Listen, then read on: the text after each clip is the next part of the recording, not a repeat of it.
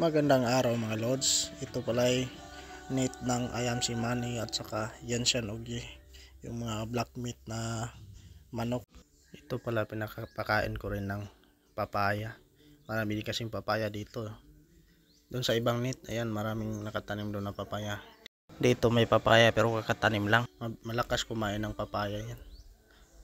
Hinahaluan ko pala ng ano to, yung native din para crossbreeding native at saka Ayam si Manny. Yun pala yung lalaki na yan, crossbreed na rin yan, parang native ata yung ano. Pagbili ko dyan sabi yung pure daw, pero yung lumaki na may halo na ano, yung pula na, hindi na lahat itim. At saka yung balahibo niya may halo na rin ibang kulay, dapat sana itim na itim yan. Bali 6 na babae pala yan, 2 Yansian Ogi at saka isang Ayam si Manny at saka 3 native. Nilagay ko na yung native dyan para ma-crossbreed siya, kasi ano din to, parang heritage chicken, madaling masakit.